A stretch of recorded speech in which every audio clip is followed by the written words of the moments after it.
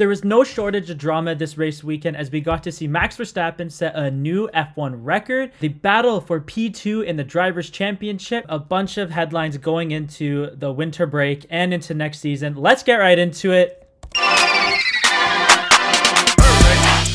Hello, everybody. Welcome to the Formula One Digest. I'm your host, Tyson De Silva, and I'm joined by my co-host, Mark. Mark, the season is over, and I'm sad. I think you're sad, too. No more racing for 3 months, and what a way to end the season. We have Max Verstappen setting a new F1 record with 15 wins in a single season, Mark.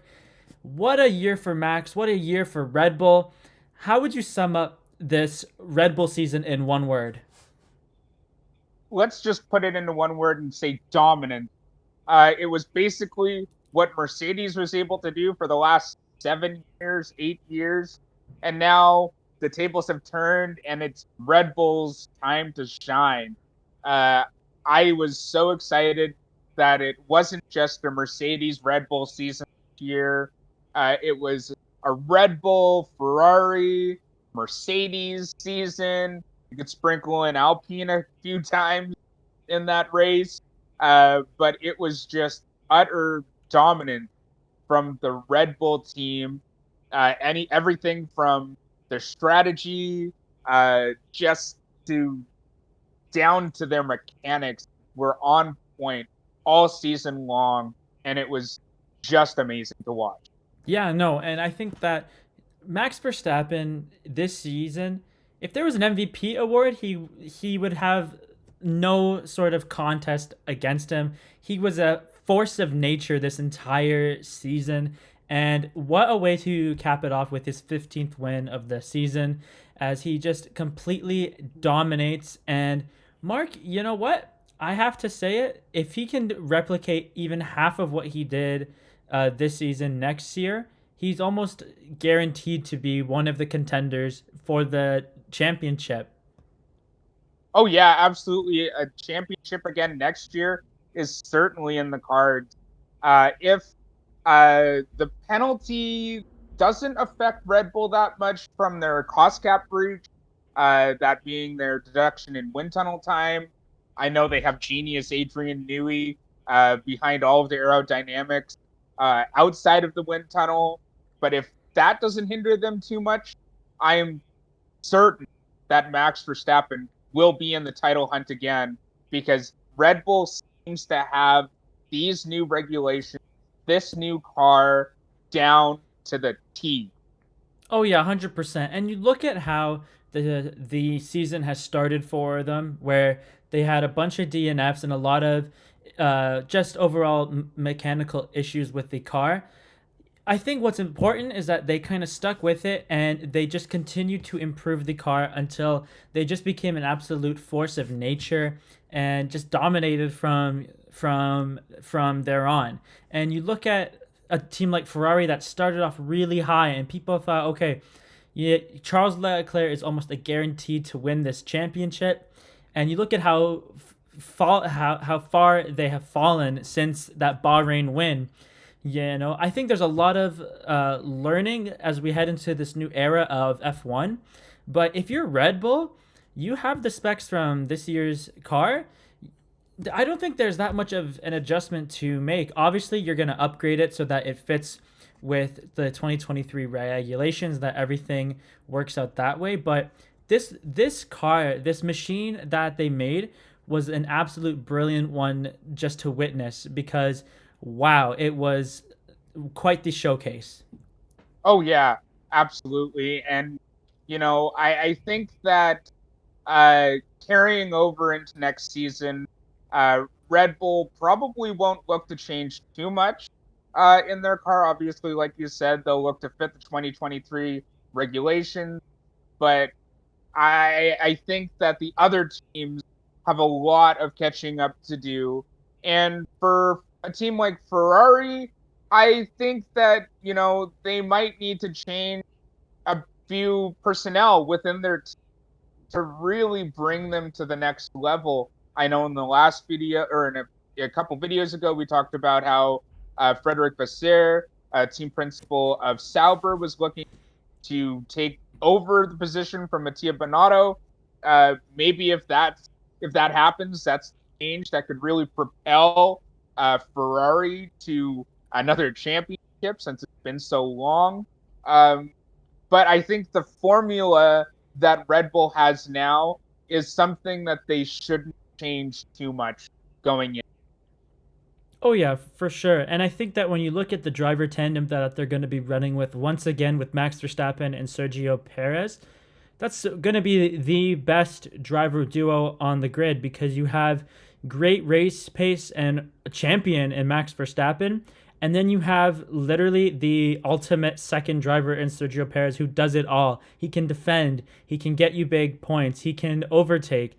There's not much wrong going with Red Bull. I think one headline or one piece of news that will probably follow them into next season is can they have the good chemistry that they had at the start of the season, because obviously there's been a lot of controversy as the latter stages of the season went on.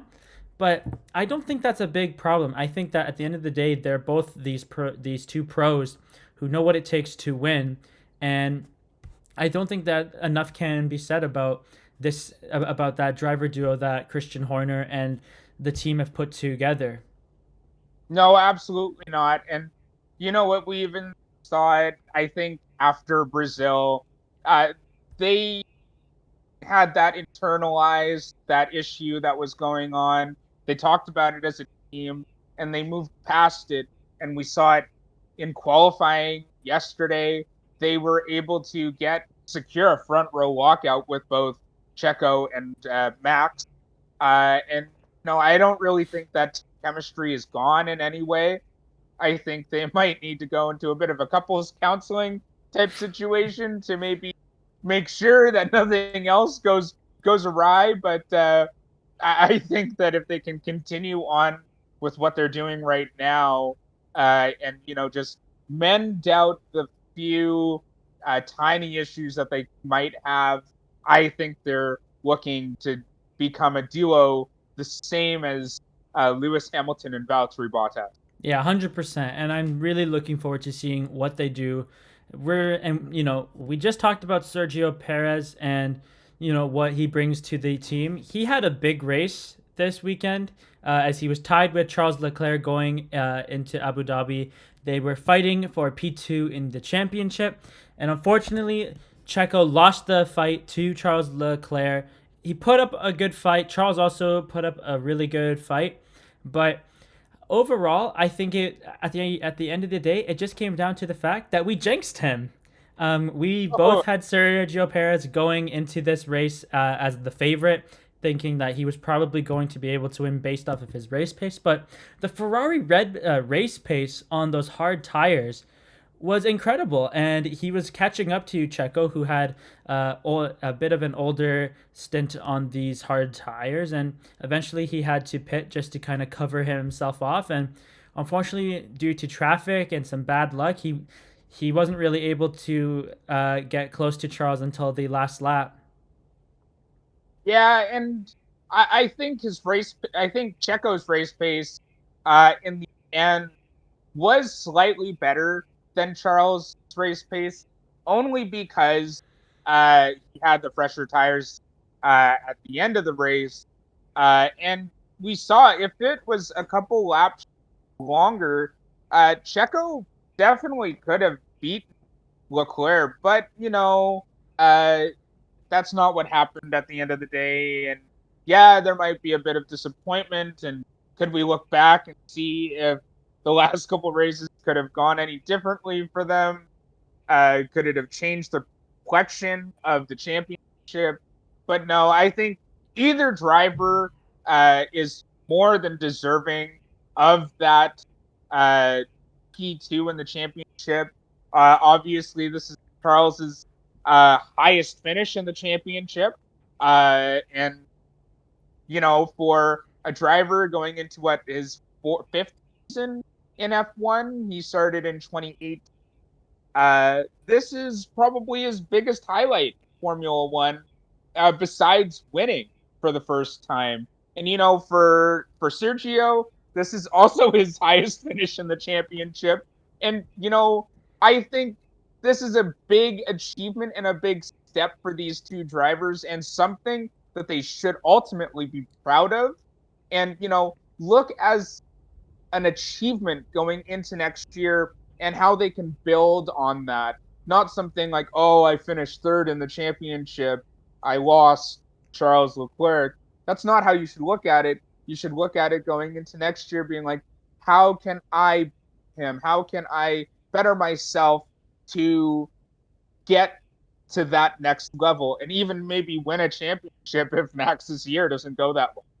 Yeah, no, for sure. And I think that when you look at what both drivers have been able to do, yes, Max Verstappen was the best driver on the grid, but you can't take away that these two guys, at times they put up a really strong fight. And, I do hope that they both get another shot to win the championship. I really do, because they both are so talented. And I think that for Charles, if he's able to even replicate what he had at the start of the season and consistently do that throughout the year, he's looking at being a really good driver next year. And yeah, I just look forward to seeing what both of them do to improve. There is no shame in losing to the defending champion.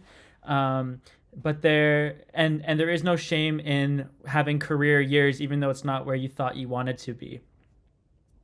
Of Yeah, course, exactly. of course, this wasn't the only fight that we had. We had a bunch of others going down the field. And I think it's time to give the Sebastian Vettel overtake to none other than the guy who made this all possible, Sebastian Vettel. What's the prize? 1 He million jelly gets my beans. Sebastian Vettel overtake award because you know what? He's a beauty, first of all, but he had some pretty nice battles with Esteban Ocon. I know he didn't really get the job done in passing him, but he put up a lot of great fights, and coming back from P17 after a terrible pit stop to finish in the points in P10. That's no small feat, especially in an Aston Martin car that's not that great. So yeah, my pick for the Sebastian Vettel Overtake Award goes to Sebastian Vettel, the man, the myth, the legend himself. Yeah, and I definitely can't disagree with you on that one. His last race in F1, obviously, and it was sad. It's sad to see him go and leave F1 on not as high of a note as he might have wanted to. But yeah, I can't disagree with that. He made his way through the field from P7 P10 at the end, and it was just amazing to watch old Seb back, not without a care in the world, just driving a race car the way he wants to drive. Yep. And speaking of Sebastian Vettel and Aston Martin, I have to also give the Mark the Ferrari Strategy Special Award. It wasn't the best strategy that they put him on, right? I think that, the one stop was very risky. We saw Lewis Hamilton also do it and it not work out for him. I thought that Sebastian Vettel should have pitted way earlier into the race when he was in P4, because then, he would have been in a decent position up the grid to make up those points. And he probably could have finished in P5 or P6, probably P5, because Lewis had that DNF. But at the end of the day, it wasn't really meant to be, and he finishes in P10. Do you have another team that you want to give the Ferrari strategy special to? I kind of want to give it to Red Bull for putting Sergio on that strategy and stopping him the second time. Although it may have looked like that would have been the best option for Checo at the time, now looking back at it, it probably wasn't the best decision to pit Checo, where we saw Charles and Max go long on that last stint, doing the one stop. I think they probably could have gotten Checo to the end on the hard tires, where he is the tire saving master on the grid right now. He's the best at saving his tires and making them last. So I don't know why that wasn't an option from the beginning. But he did fight his way back to P3. But yeah, it kind of was a question as to why they pitted him in the first place. Yeah, no, definitely. And I think that that's also probably a solid nomination because, yeah, I know Charles was gaining, but he's a guy who's shown through his career that he can save his tires and that he can come up big when he does. I know he said in his interview that he did struggle with this year's tires, but I still think that he's probably one of the best out there at managing them. He's done a lot with them over this past year, and that clearly shows when he finishes P3 in the championship. So, yeah, good picks all around. I think that some teams leave us wanting more than others. Even Mercedes putting Lewis on that one stopper wasn't great, but Lewis's race didn't go as planned at all the minute he broke his floor.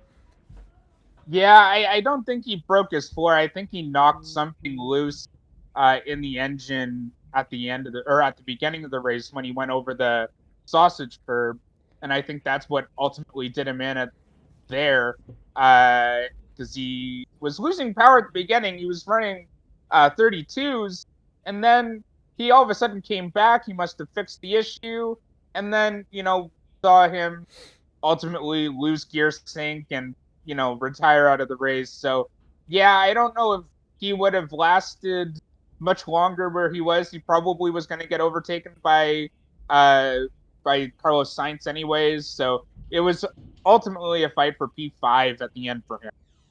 Yeah, and it's unfortunate. Mercedes loses the battle with Ferrari to get P2 in the championship when it really looked like they had a good opportunity. And that is our next part of the video. It's the final standings and the constructors. And Mark, we had a bunch of teams that were fighting for placements in this race. We had obviously Ferrari and Mercedes who were fighting pretty hard to win the P2 position. We had Alpine and McLaren who were fighting as well. But then down the grid, we also had teams like Aston Martin and Alfa Romeo, Haas and AlphaTauri. The only team that seemed kind of out of it was the Williams team. And I think that, when you look at how everything finished up, overall, I think it was a great year for Haas, who finishes P8. I know we had higher ambitions for them, but they really weren't able to be consistent throughout the year. Another team that I think took a step up was Alfa Romeo, finishing P6.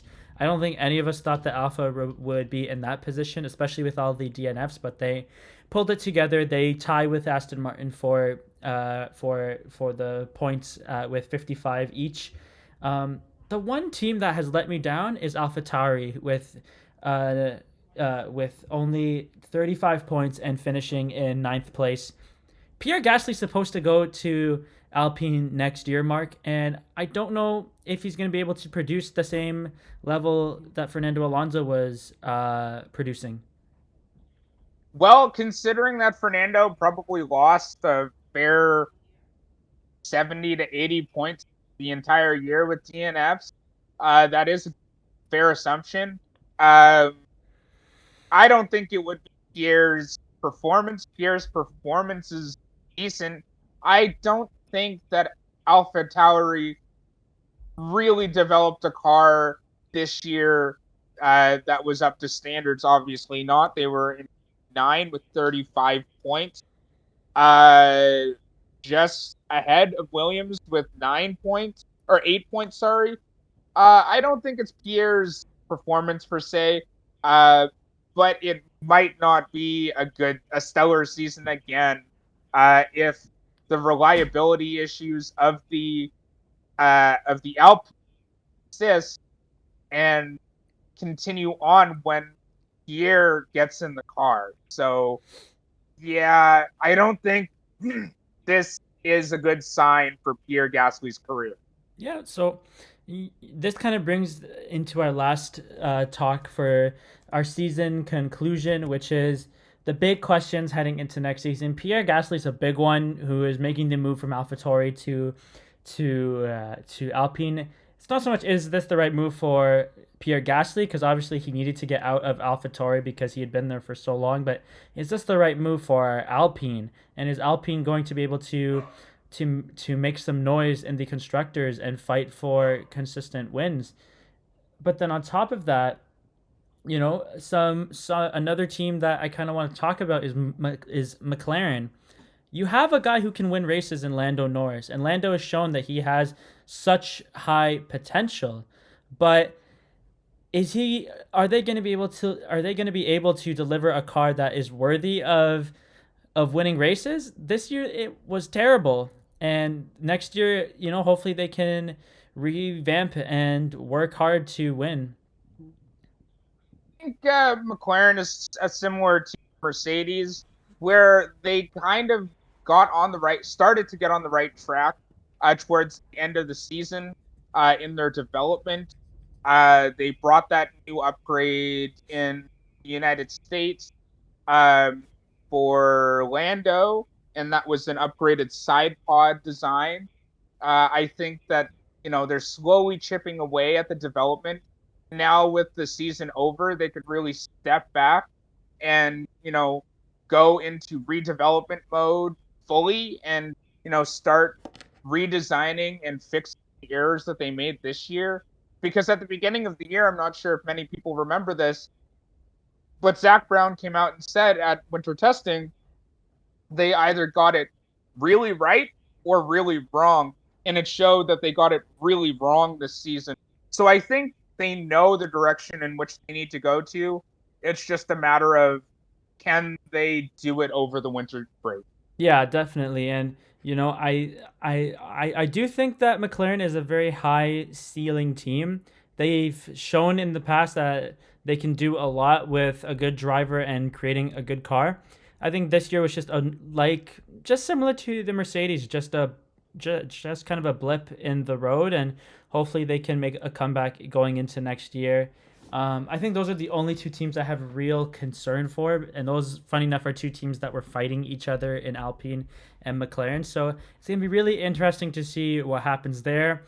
I'm looking forward to seeing what Oscar Piastri does for McLaren. He might be a breath of fresh air and maybe bring some much needed speed and be that backup guy that that Lando Norris needed. So we're just gonna have to wait and see what kind of happens there. I'm already ready for 2023, Mark. I don't know about you, but I wasn't ready for the season to end. I'm sad that it's over, but I think that we're going to get some time off now to really let everything sink in. We're going to get some new not trade rumors. We're going to get some new rumors that are coming in on driver moves. We don't know what's happening with Mick Schumacher yet. Daniel Ricciardo is most likely going to Red Bull. We have so much to talk about over this offseason, and I'm really looking forward to it, Mark. If you could sum up this season in one word, what would it be? Brilliant. All right. Absolutely brilliant. Awesome. All right, guys, that is it for this one. Thank you so much for watching throughout the entire F1 season. We really appreciate all the support. Don't forget to like, comment, subscribe. The fun doesn't stop here. The F1 season may be done, but we're going to be coming back with a bunch of videos throughout the off season to keep you guys entertained. And we look forward to seeing you guys then, and we look forward to the 2023 season.